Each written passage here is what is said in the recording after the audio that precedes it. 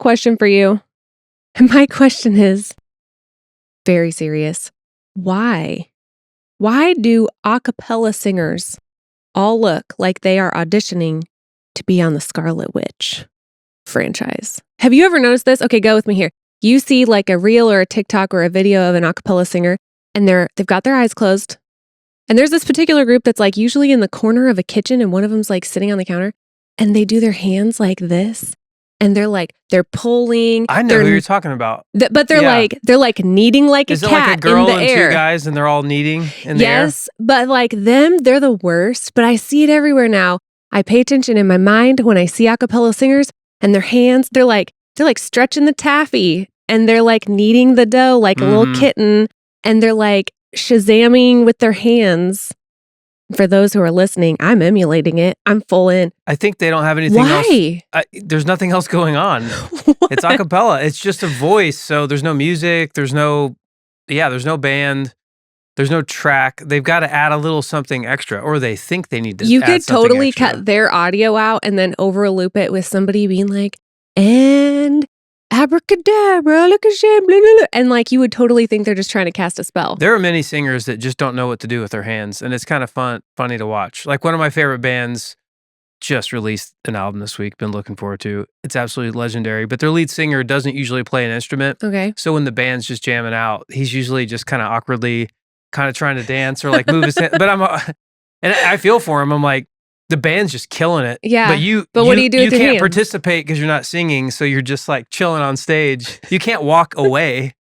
You know what I mean? You can't like leave stage and be like, I'll be back when I'm needed. You just gotta, I don't know. I think you just need to hold something. And as a musician, I would never want to sing without like a guitar or a keyboard. I need a piano. I need something in my hands.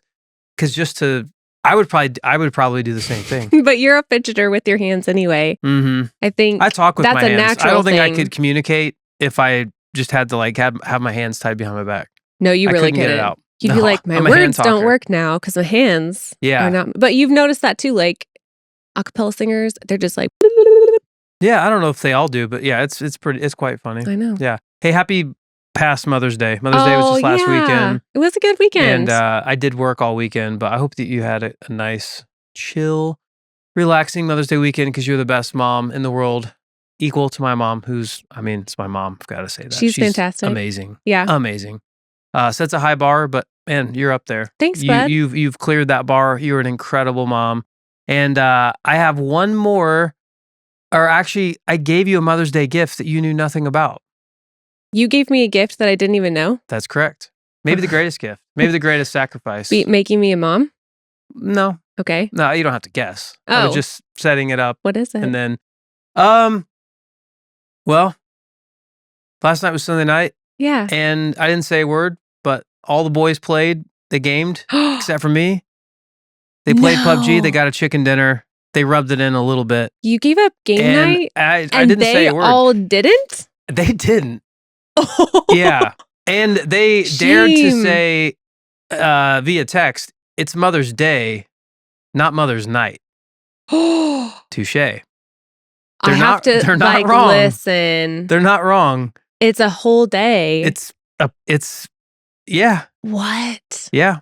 So, yeah, just to Not only did this man apparently give up game night on Mother's Day, but he cooked me the most delicious meal, and it was very nice. We got really good takeout from a favorite spot. I made some steaks. It was a really good time. It's great. I'm happy to you know what? I'm happy to give up on game night, even though that's like my... I can't believe they didn't. That's my like sanctuary. That's like my happy place once a week.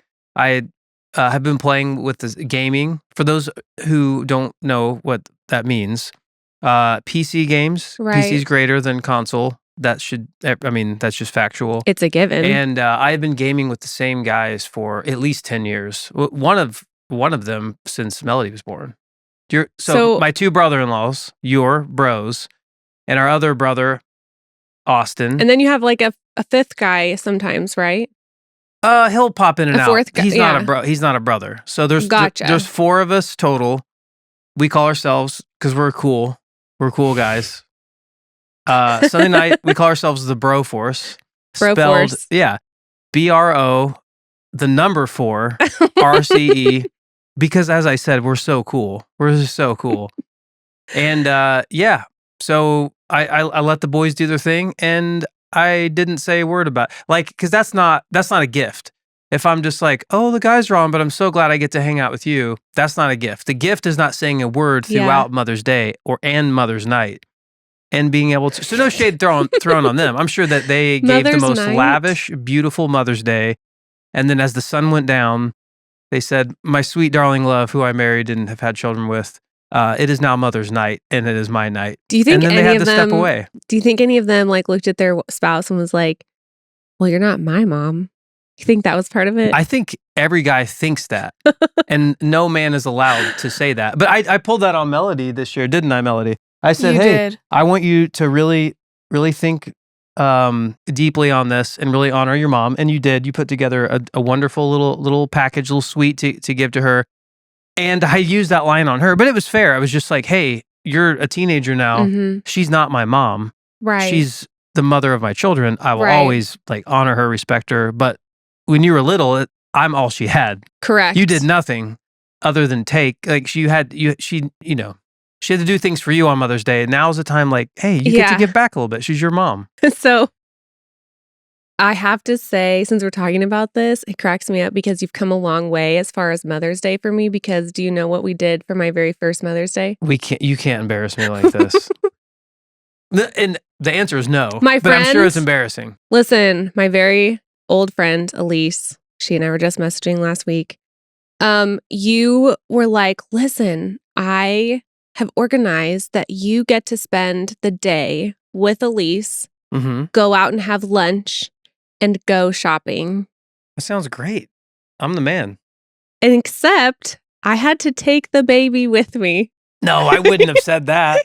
Yeah. I was probably working or on traveling for work. I had our child with me on my very first Mother's Day excursion. I'm not going to accept that. There's no way. And it's very possible that you were working, but I do remember being out and being like, is this what this means? That I know myself very well. I don't know 13 years ago Joe as well, because I don't remember him. But that is not adding up. My father raised me better. You open the door for ladies. You say, yes, ma'am. Thank you, sir. Please and thank you. My manners. I am sure. I think you had to work. Yeah, there had to have been a reason. I wouldn't have been like, hey, speaking of gaming, this is an all-day game session. Can you take this baby? But I think it's fair to say. That's funny. You've come a long way. Yeah. You spoil me our whole marriage. You spoil me rotten. And I always think about that first Mother's Day. And it was me and you, girl. We ate at Del Monte Mall and shopped at Forever 21. But what if that was really the greatest gift because you were a mom and I was just reminding you that you brought this beautiful thing into the world and you just needed to keep it with you to remind you of how amazing of a mom you are. She's probably only 5 months old. Yeah. Probably still nursing, not eating solid foods yet. I couldn't just go spend 4 hours away. But yeah, I was thinking about that this week because Elise and I were texting back and forth, just catching up on life because her kids are driving now. Yeah. And I thought, man, I spent my first Mother's Day with her and she probably doesn't even remember. Sorry about that. No, it was a great day. That wasn't nearly as embarrassing. It was a great, hold on, let me hear it. It was a great day, but it's just comical to be able to tell that story because I genuinely don't. Yeah. I think you were working. Mm-hmm. So yeah.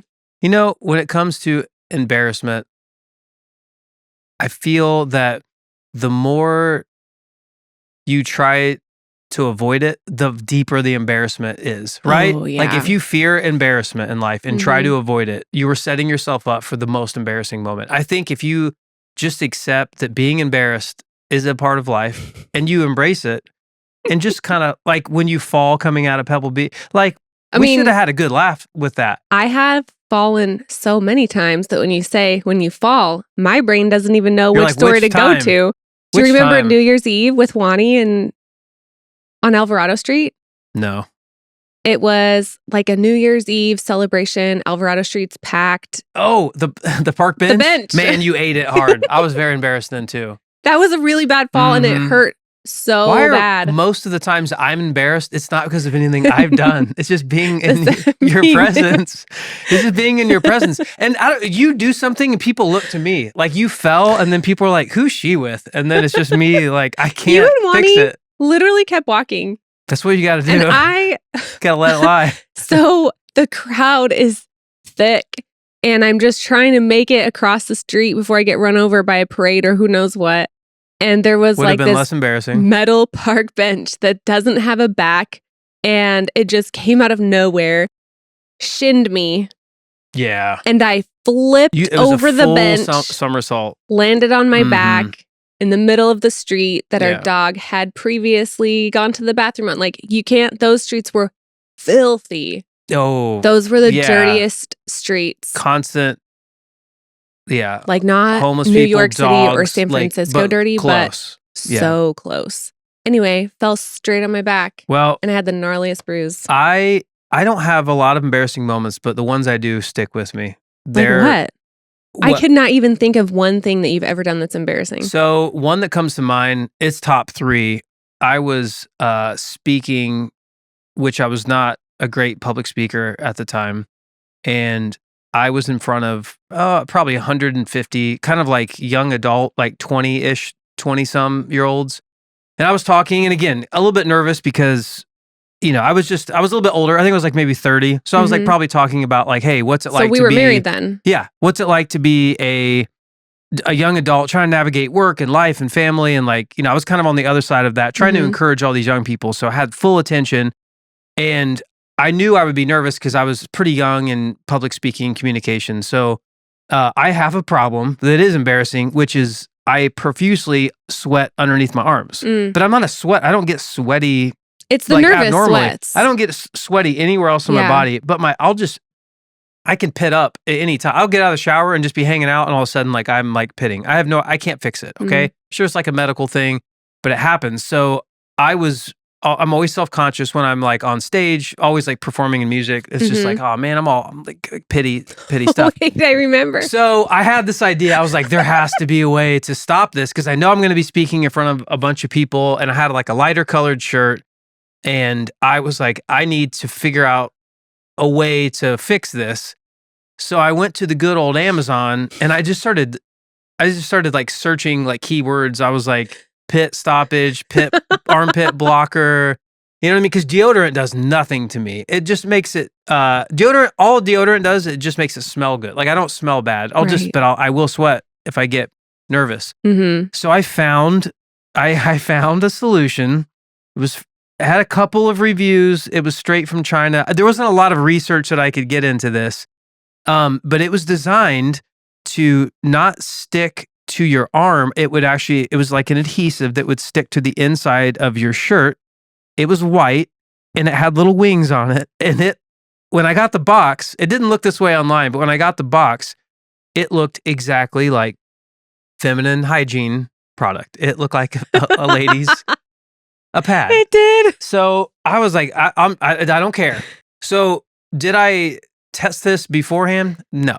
I just put it in there and I went about my evening. And earlier in the evening, I noticed, I kind of looked down because I knew I was nervous, like thinking about what I was going to say. And I looked down and it was working. And I was like, I just got the fix. So I'm there talking, spotlights are on, the heat's on. I'm getting a little bit nervous. I'm doing well. I'm locked in. Let me make sure I understand. Yeah. The sticky side goes on the shirt and then it's like absorbing your sweat. Yeah, because men have like hair on their armpits. It would hurt to put the sticky part. So the sticky part. But it's absorbent against your skin. And so it's like in the sleeve, it's like fold, and then down into the shirt. An oval shaped, and then it's got little wings that stick out, and those are kind of sticky too. You can envision what this looks like. Put it in, and I started speaking, and I was so stoked because I looked down and I was like, this is working, Yeah. Like all throughout the evening, I was like, I'm locked in. So I'm speaking, and about, I don't know, maybe 10, 12 minutes into my talk, I looked down and I couldn't see the whole room because the spotlights are bright, but you can see like the first like 10 rows of people. And there was this row of young ladies who were just like eyes really wide, just like looking at my legs. And I was like, did I say something stupid or did I stumble? It threw me, you know, like you're communicating, everyone's kind of like nodding, locked in. All of a sudden, they look very uncomfortable. I look down. I had black jeans on. I look down in the middle of me talking. I can't look at you. And this little armpit maxi pad was stuck. It had fallen outside of my shirt, and the adhesive in this had latched on to my leg. Black pants, and it was a white pad stuck to my leg, and I really quickly just like kind of swooped it, and I don't know how long it was there. I said nothing about it. I looked at the ladies. I looked at my notes. I'm still talking, but you know, you have the outer body experience of like, what's going on? Like, I know I'm still talking. What are they looking at? You're having all these thoughts in like milliseconds. It's really quick.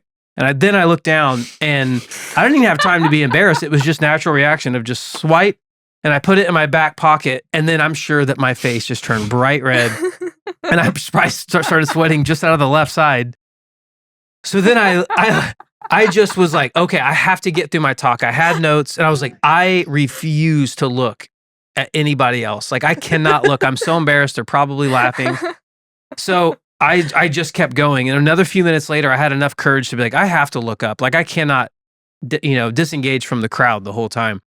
I look up, and at this time, I have no joke.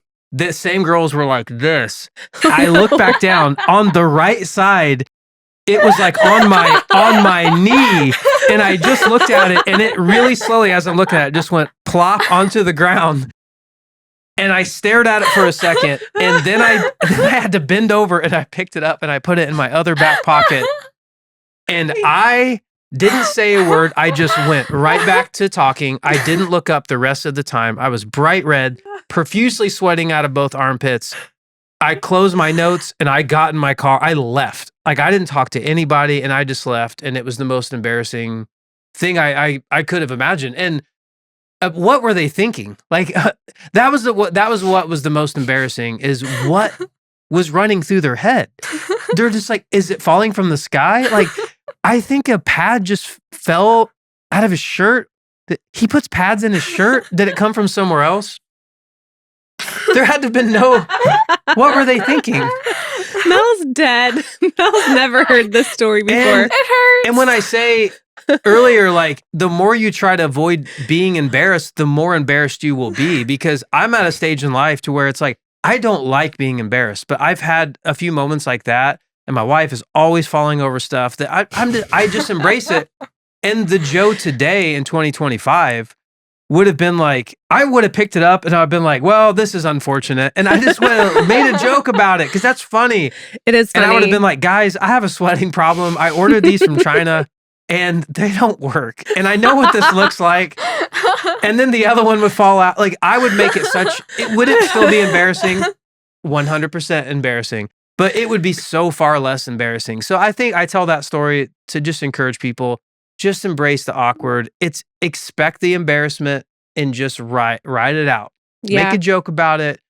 You cannot avoid it. And actually, the more you try to be cool or take yourself seriously, you are setting yourself up for disaster. Oh, for sure. Yeah. But hey, I advanced on, I tried a few other things that also didn't work until you figured it out. Until the greatest thing I ever discovered came through. The greatest invention in the world. Thompson Tea brands. If you want to sponsor this podcast, bring it on. Your greatest customer. We get 20 views a week. And all American, made in America, all cotton, super comfortable, but they have a very particular sweat shield like built in. Old timey baby diaper. It's like an adult diaper for your underarms. And it's very comfortable. And I don't wear them every day. Just if I'm going to be out and about, or like on a stage or public. Right. Speaking for a lot of people. And you're good. You can raise your arm. Like, I'm wearing them right now. Nothing. Am I sweating? Maybe. You wouldn't know. You wouldn't know. Thompson Tea. They make them for women too. I've never bought them, but they do. Thompson Teas or the pads? Because I know they make those for women. I'm aware. I think you just bought women's pads that were remarketed. I think I did. I think you did. They just slapped on some tape and just wrote armpit protection with wings. With wing. For your armpit. Doesn't work. Don't Doesn't trust work. it. And I did realize what happened is it does work until you start to sweat and your sweat releases the adhesive. Oh, no. That's what happens. And then it's just a... What an epic fail. Leg. Epic fail. The irony that it didn't stick to your shirt, but it stuck to your leg. And black pants. It was like... The contrast was like you couldn't if you were in the back of the room, you're like, hey, what's on your leg? You know? You know, those girls have told that story to people throughout their life. Yeah, I knew a few of them. I never brought it up. No one ever said anything. I think people could just tell I was mortified, already nervous, so embarrassed. And it's very confusing because I didn't say what happened and they just have to guess. Like, would you just guess? Like, oh, those are armpit protection I would never guess. Pads that he bought on the internet and his sweat released them. And like, so. Wait, was our old friend Wings one of the girls? Or no. Was it? No. Oh, that would have been funny to joke about that today. No. One of the girls I went to South America with afterwards on a trip. Oh, never brought it up. For sure. We would never. You don't look each other in the eye or you don't do it. No. You can't after that.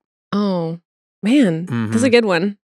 Yeah. Anything else going on with you? Well, I had a very awkward encounter with one of our neighbors. Oh, no. Our neighbors they're cool. And you will get this. Okay. 2 days in a row. I hope they don't listen to this podcast. I don't think she does. Okay. 2 days in a row, I'm driving home from work and we live in a great neighborhood and there's a lot of people that are very active and they're like, a lot of them walk on the street and then a lot of them walk on the sidewalk and it's just, give or take where they're going to be. So you got to keep focused, right? And 2 days last week when I was coming home from work in a row, this same woman, she's getting after it, running in the hot. I'm like, go girl, doing better than me. However, she's running past our driveway at the very moment, like my car timing is coming so that I'll turn left into the driveway.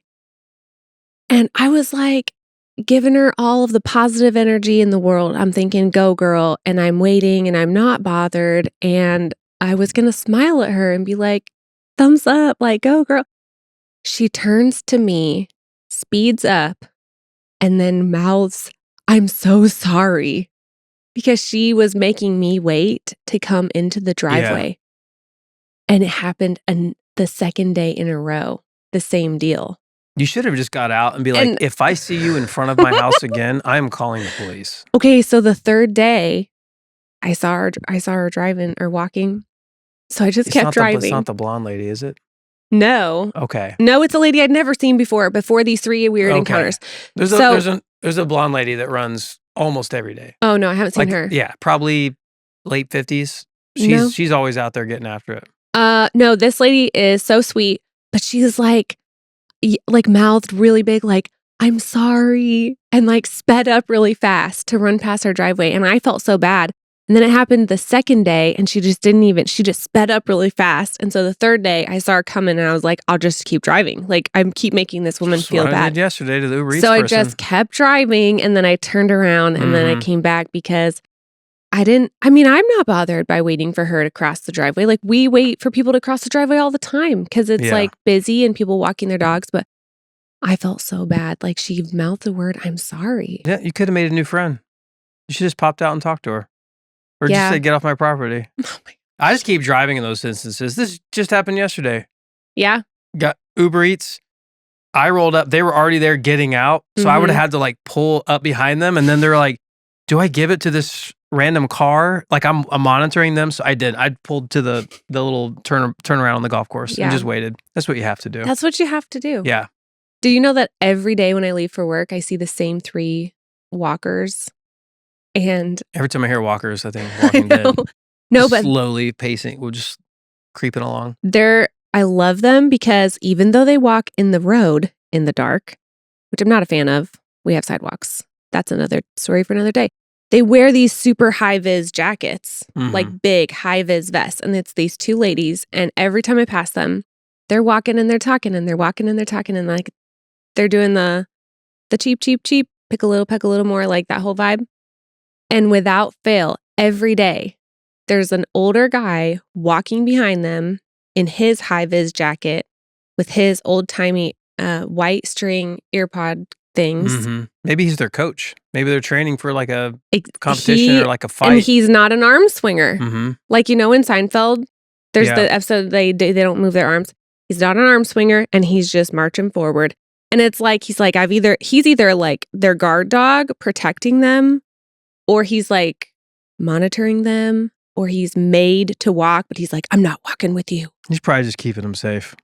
Probably. Hey, what do you think about people that put their hand over the little glass protector counter at restaurants when you're trying to order food? Like at Chipotle and stuff. No soup for you. How do you feel about those people? No, there's like no excuses. You don't need to lean forward. You don't need to talk over it. You don't need to look over the talk over. And if you hit the light just right, you could see a little bit of the mist. You don't need to reach over and point. Your chicken. They're at no level. That's what I'm saying. They're like, no. You could tell the guy, like if you're getting a burrito, let's say at Chipotle, I feel like there's a lot of culprits that at Chipotle doing this. You could just tell them, oh, I'd like sour cream. But there's the people, I want they all the way over, and then they're in your stuff. No. Or they'll lean. Like it's a glass, it's there for a reason. They also don't need to touch the glass because their perspective of where the chicken is versus the barbacoa is opposite of the person on the other side. So they could be pointing to the chicken, but from another person's perspective, they're pointing to the barbacoa. Here's a different perspective though, is that all that glass is kind of new, and we're grossed out that somebody would point, which I am, or lean over. Think about the years and years to where buffets were so family friendly, culturally acceptable. Like when I grew up, like a buffet was everything. There's no glass case. You are getting all up in there. Like think of all the people. You're just waiting in line as people going through like the cattle feed, the cattle trough. Like they're all up in there. And yeah, there's tongs, but like they're getting their like men have hairy, like I have hair on my hands. They're getting knuckle hair in there. Ooh. You for sure have eaten a knuckle hair sandwich, knuckle hair pasta, knuckle hair jello. There's no way to avoid that. And when I was a kid, it was like now if I go to a buffet, I feel a little bit like I'm kind of looking around like, like I've heard a joke about like going, I don't remember who it is. It's a very funny bit, but just about like going in, I wish I could remember who it was. It was hilarious. About going into McDonald's, like if you ever bumped into somebody, you're just like, hey, like, oh gosh, there's a restaurant here. Like I was just looking for the restroom. I'm pretty sure like that was Jim Gaffigan. That might have been, yeah. That sounds like something. That's very Jim. That's Jim Gaffigan energy, but it is very funny. You see someone, you're like, oh no, like, I would feel that way at a buffet, but it wasn't always like that. When I was a kid, we went to Shoney's. You don't know about Shoney's. Shoney's. Because no thanks. We went to. I'm not eating there. We went to. It's called Ryan's. It was like a steakhouse. Ponderosa, bro. You don't know about. I've heard about Ponderosa. These are all places that are known for their buffets, and it was a really nice family sit down. Because even if you ordered like a steak, you would get the salad bar or the buffet. It would be open.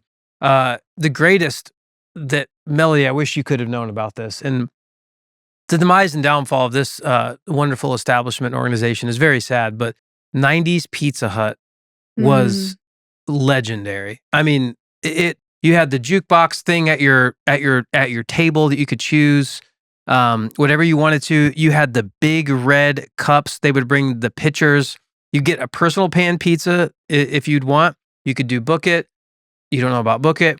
I know about Book It. You know about Book It. That's the only way I got but Pizza Hut. The greatest thing ever was they would have a pizza buffet. The pizza was good. And I don't think it's just in my memory. Like people talk about this online. The pizza was incredible. It had like a buttery crust. It was a little bit more, it wasn't deep dish, but it was like a pan. It was incredible. It was like a fried crust. Yeah. And we've so much has been taken from us that it's been so slow that we don't even realize it. But I think high quality buffets that were culturally acceptable. Because I remember like fist bumping people at buffets. It was like a happy thing. There was no shame. Like knuckle hair to knuckle hair, boom. Let's go get our knuckles in this cottage cheese. No. Yeah. Who cares? Well, first of all, I can name only one buffet I went to as a child. Okay. And it was the Chinese buffet in my teeny tiny Chinese buffets. One stoplight town that I lived in for a large part of my childhood. And then The only time I remember going to Pizza Hut is when I did the Book It program and got free pizza because hashtag we were poor. So you're listing. You needed to read those books. You're literally listing all of these places you went to. And I was like, I could probably say I went to McDonald's every once in a while. And I mean, I really don't think I ate out like hardly ever. You're probably really healthy. Probably. Except for that tub of fudge. The bucket of fudge. Is that what it was? Yeah. That probably wasn't I grew up on canned green beans, canned corn, and believe it or not, canned potatoes. Oh, I've never even heard of that. Canned white potatoes. Oh, wait a minute. That. Whole potatoes? Yeah. What does that even look like? They were like little baby spuds, and they were white, and they were in liquid in a can. I've never heard of that. Mm-hmm. A canned potato. Yes. And it had like liquid in it? Mm-hmm. Oh, gross. So no, I don't remember getting knuckle hair. I probably ate very few knuckles hairs. Well, you would never compared to 90s kids. No, the knuckle hair is gross, but you think about all the men going through there. You don't think they're shedding a touch? Well, I get that. I'm just saying, if you had to compare my knuckle hair intake to every other 90s kid who went to the buffet, no. Probably very little. Yeah. But like, I never really love a buffet. There was one experience in my adult life where I did love a buffet situation because there was this one specific place. But overall, I've never been a fan of buffet. Oh, I know one that's good. Melody, I took you there. I took you there too. I took you both there. The Brazilian steakhouse? Fogo de Chao. Yeah. Oh, I remember that place. What? That was good, right? That was very good. That is delicious. A quality buffet experience. I think it is, yeah. And you have control of the buffet. What I don't like about is their little servers are like, oh, it's all you can eat. It's like, yeah, I mean, when you come around and when you don't ignore me, you know, it's like unlimited meat, but it's like, if you want to sit there for an hour and a half, you could have unlimited. But really, it's like after 30 minutes, you have a couple passes and then sure, it's good. It was okay. I don't think I would be like, okay. Man, I'm hunkering for some Fogo de Chao. No, but that salad bar, like I would accept a fair, healthy amount of knuckle hair. 6 of them. 6 hairs for that buffet. It's that good. The higher the knuckle hair count, the more highly recommended. Yeah, it's like a star system. Is. Like 10 out of 10 knuckle hairs would eat again. Sure. Yeah. Sure. Well, we only have a few more minutes because we actually have somewhere to be. But yeah, we're talking about food. And when it comes to pizza, just kind of random, but we're talking about food. It just popped in my head. When it comes to pizza, I think there's one way to determine if a pizza is quality pizza or not. Okay. It's very simple. I think you'll figure it out. What do you think is a way to determine if it's a quality pizza? And I'm not talking about the style, like Detroit, Chicago, New York, like that has nothing to do with it. How would you tell if it's quality? Because I have one way, and I'm one way. Yeah. There's a couple things to come to mind, but I think, man, it's got to be like the cheese stringiness factor for me. That's part of it. Crispy crust, those are all part of it. Okay. But that could also be preference. But there's one thing that you could tell if it's a quality pizza establishment. A quality pizza establishment? How high the workers are? How high? Yeah. Like stoned? Yeah. No, maybe. Yeah, that's your delivery guy. Come on. Yeah, they make the pizza. They know what's good on pizza. They're always snacking on pizza. They've got really great pizza taste buds. Their palate, it's like with your wine people and your bourbon people. Yeah, I think you were onto something. The stoner pizza palate is highly refined palate. So I'm going to say, for me, a quality pizza is made by and frequented by stoners. Yeah. And there was our favorite pizza place in the place we live. Yes. What was it called? Stoney's. Yeah, it was called Stoney's. And I talked to the owner. I don't think we're far off there. And he named it, but that was delicious pizza. Allegedly. That was really good pizza. Oh no, I was going to just say canned mushrooms. Oh. You've lost me. And if you ever, and a lot of people hate mushrooms, and I have full respect for that. Yeah. Full respect. But if you are not slicing fresh, the biggest difference between fresh and canned, I'm not saying even if you don't like mushrooms, I'm saying this is a way to test. You could just say, hey, I'm just curious, your mushrooms, are they freshly sliced or are they canned? If they say canned, you need to get out of there. Yes, get this out. Is what I've That's all a danger. The pizza I've consumed in 40 years. I can usually tell if it's a canned mushroom, that's a low quality pizza. Because That's a a low quality mushroom pie. is one of the holy trinity of toppings. It is for me. I'm a We sausage, love pepperoni, and mushroom. If I had to exactly. pick a trinity of like those are the only 3 toppings I can have. But Yeah. I love all pizza. I'll eat cheese. I'll eat pepperoni. I'll eat a combo.